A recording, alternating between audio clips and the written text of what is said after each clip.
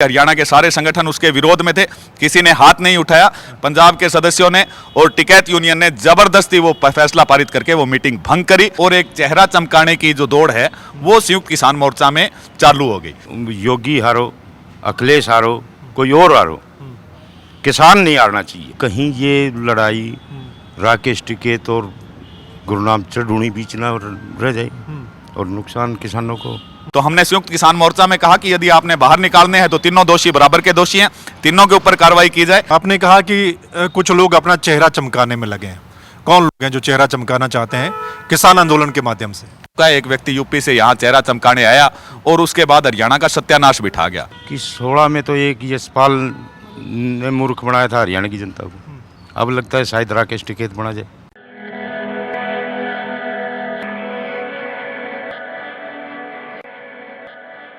नमस्कार, मैं आपका मित्र सर्वमित्र। मसला ये है कि इस वक्त हम टीकरी बॉर्डर पर हैं। इससे पहले हम सिंगू बॉर्डर पर गए थे, आपको याद होगा, गाजीपुर बॉर्डर, और अब टीकरी बॉर्डर पर आ गए हैं। हम आपको दिखाना चाहते हैं कि 8 महीने के आंदोलन के बाद इस वक्त जो दिल्ली के बॉर्डर है वहां पर क्या हालात हैं, मतलब किसानों के क्या बंदोबस्त, ये दिखा रहे थे। लेकिन आज हमारे साथ हरियाणा के कुछ किसान संगठन के प्रतिनिधि हैं, इनसे बात करेंगे क्योंकि मसला इस वक्त जो चल रहा है उस पर बात करेंगे कि गुरनाम सिंह चुडूनी को जो सस्पेंड किया गया था संयुक्त किसान मोर्चा की ओर से। मसले और भी हैं कि सरकार के साथ बातचीत क्या आगे हो सकती है, जैसा सरकार की ओर से कहा गया उस पर बातचीत करेंगे। चलिए शुरुआत करते हैं। आप बताइए कि आप हरियाणा से सारे हैं। अभी जो लेटेस्ट है वो ये कि गुरनाम सिंह चुडूनी को निकाला गया और आप उसमें थे मीटिंग में संयुक्त किसान मोर्चा की, तो क्या कुछ हुआ था उस मीटिंग में? क्योंकि गुरनाम सिंह चुडूनी का यह कहना था कि मतभेद थे उसमें, लेकिन उसके बावजूद भी निकाल दिया गया। तो क्या चर्चा हुई थी कि अचानक से फैसला ले लिया गया? मतभेद ही आगे चल के विभाजन का कारण बनते हैं। जब गुरुद्वारा में मीटिंग हुई थी दिल्ली आंदोलन के शुरुआत में, तब ये तय हो गया था कि गैर राजनीतिक हमारा मूवमेंट रहेगा। और 2 दिन पहले हरियाणा संयुक्त किसान मोर्चा ने 5 प्रस्ताव पास किए थे, जिसमें शपथ पत्र देने के लिए हरियाणा के अधिकतम किसान नेता तैयार थे। और अगर राजनीतिक किसी थ्रस्ट के लिए कोई आंदोलन के 600 किसानों की कुर्बानी के बाद और निर्णायक मोड़ पे जब आंदोलन खड़ा हो, तो विचारधारा का बहाना लेके अगर कोई किसान भाईचारे के सामूहिक फैसले को तोड़ता है, तो उन्होंने जो हमारा संयुक्त किसान मोर्चा का भी एक फैसला है कि हम गैर राजनीतिक रहेंगे, हरियाणा ने भी उसको समर्थन दिया, बाकायदा प्रस्ताव करके दिया। तो उन्होंने अपने जिद पे वो अडिग रहे।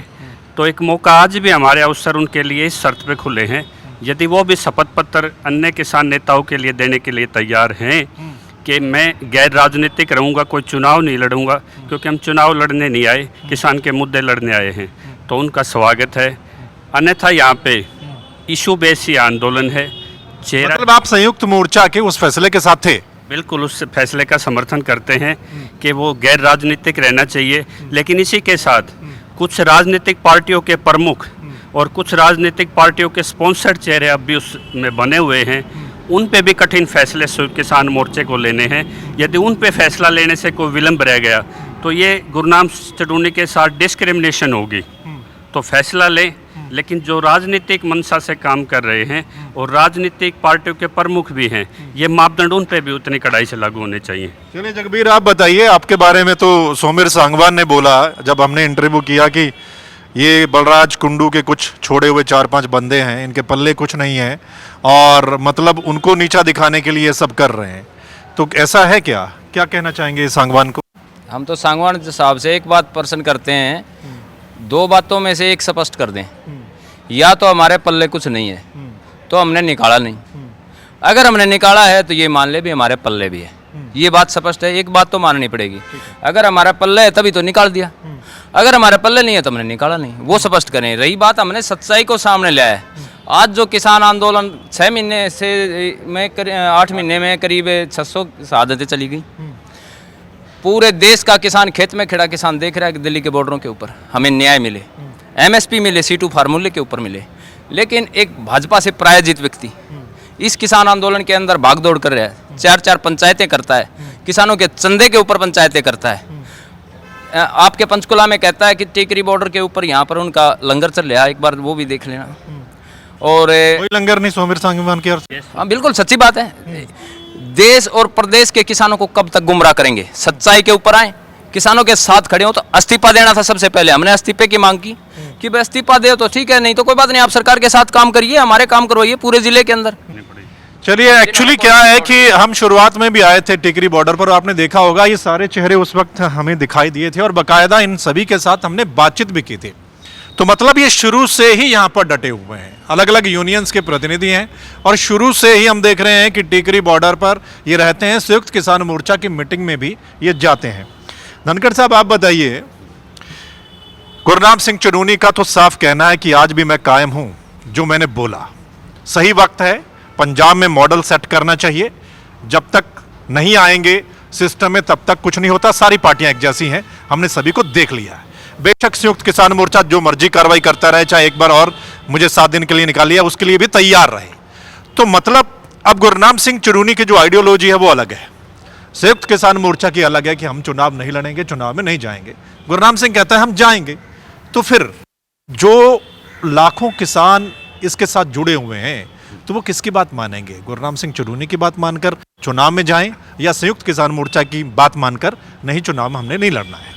सही बात तो ये है कि जो 70 साल से किसान अब तक जो झेल रहा था इनको, कि जो लड़ाई कांग्रेस बीजेपी के बीच चलती रही और नुकसान किसान को झेलना पड़ा, अब यही लड़ाई हम तो बहुत नज़दीक से देख रहे हैं कि कहीं ये लड़ाई राकेश टिकैत और गुरनाम चढ़ूनी बीच ना रह जाए और नुकसान किसानों को। जो जिस आपको क्यों लगता है कि ये लड़ाई राकेश टिकैत और गुरनाम चढ़ूनी के बीच में? बिल्कुल खुल के बताएंगे आपको। जब मिशन उत्तर प्रदेश शुरू करना है, या तो दोनों तरफ देख के चलो, मिशन उत्तर प्रदेश चलेगा तो मिशन पंजाब भी चलाना होगा।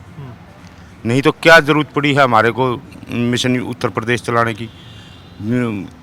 योगी हारो, अखिलेश हारो, कोई और हारो, किसान नहीं हारना चाहिए।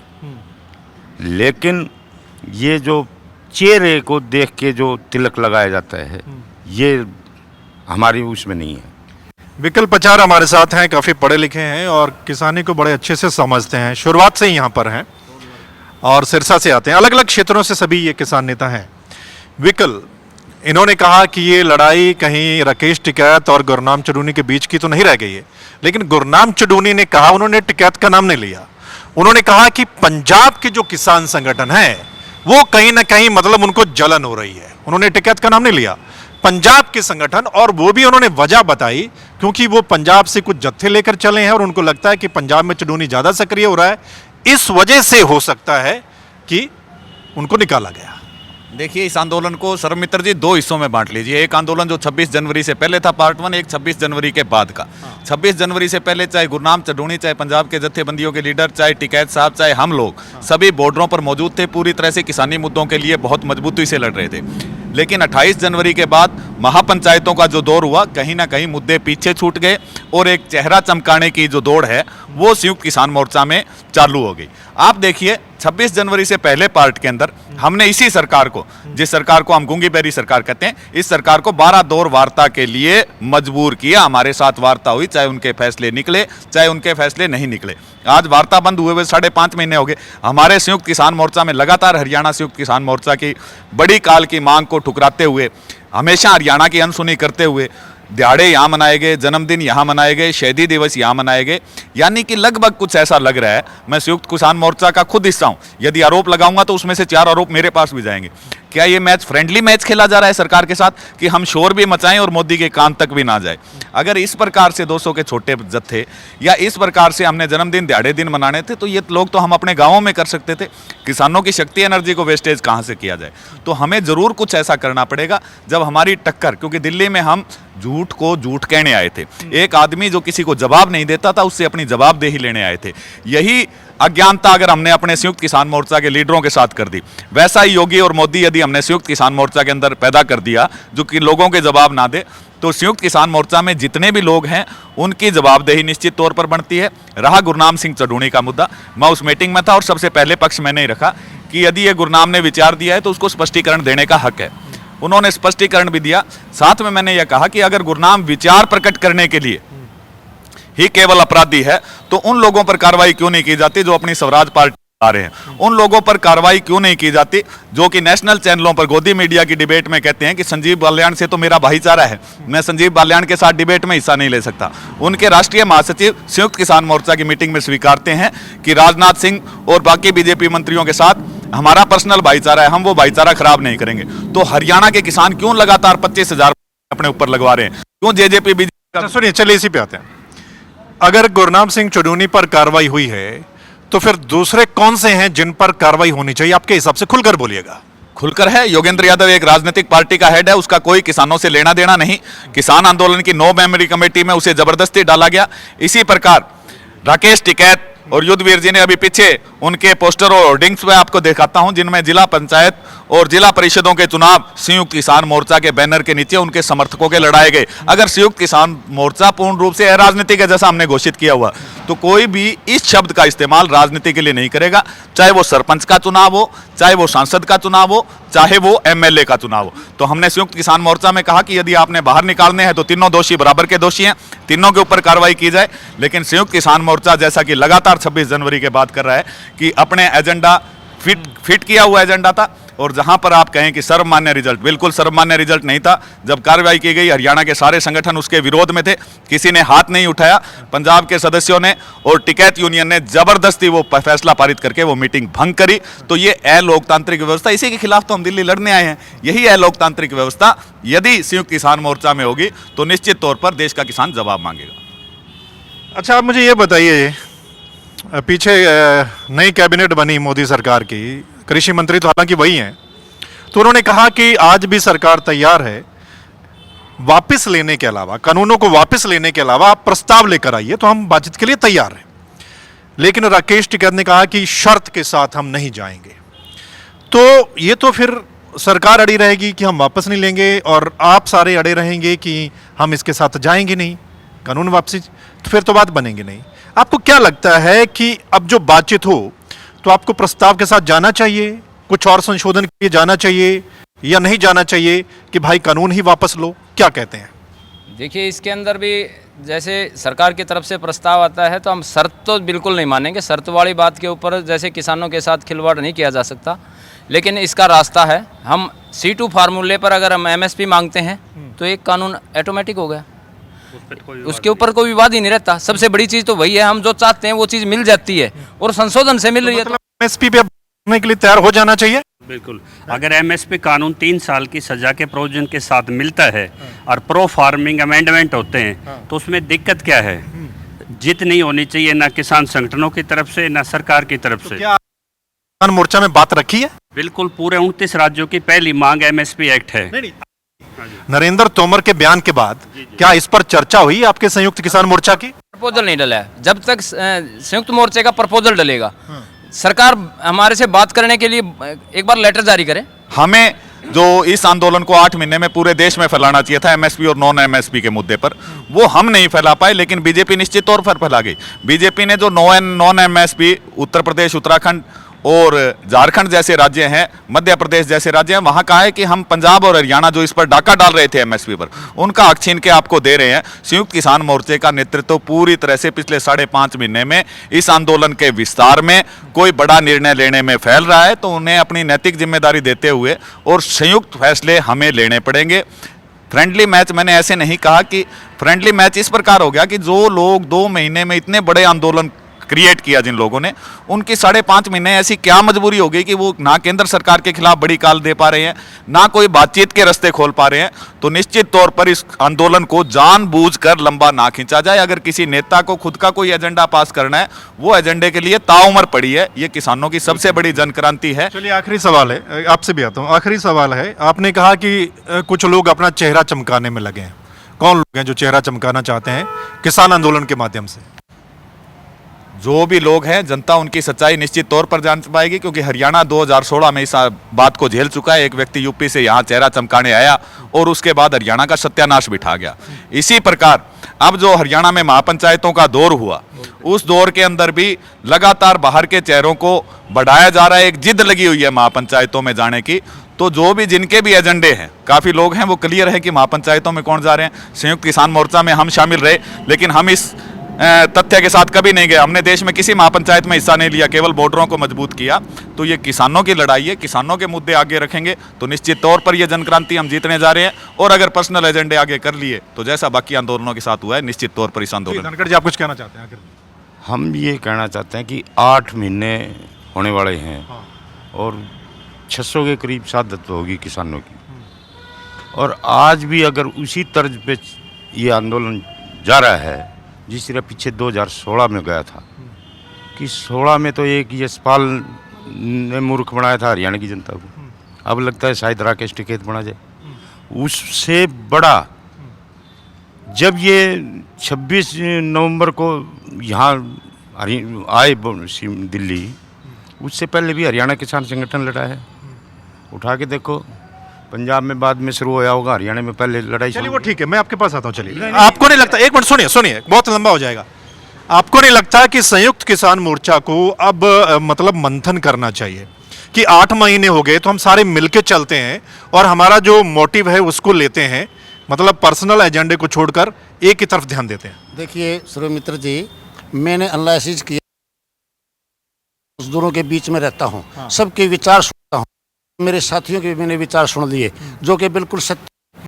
लेकिन निष्कर्ष ये निकलता है, और मेरी अपनी लाइफ का भी, कि किसान और मजदूर ने तो वो आंदोलन लड़ दिया जो एक मिसाल वर्ल्ड की मिसाल पैदा कर दी। और इन्होंने तो अगर ये कहा है कि यहाँ पर एक नाखून कटाना है तो इन्होंने अपनी गर्दन कटा बैठे हैं, इसमें कोई शक की बात नहीं। मेरा स्पेशल संदेश है किसान और मजदूरों को और उनके नेताओं को। जो भी नेता होता है, चाहे वो राजनीतिक पार्टी का हो चाहे हमारे आंदोलन का हो, तो उनका उत्तरदायित्व बनता है। आज उत्तरदायित्व यह बन गया कि उनके ऊपर शक और शोभा हो गया, आपने सुन भी लिया।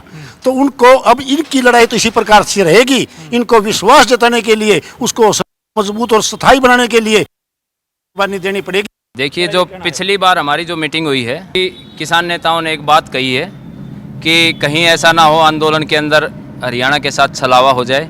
एक प्रपोजल डाला गया है जो युद्धवीर सह रावत राकेश टिकैत की टीम से आते हैं, और उन्होंने डाला कि क्यों नहीं टोल को खाली करवा दिया जाए। लेकिन यही हमारे लिए हरियाणा के किसानों को देखने की बात है।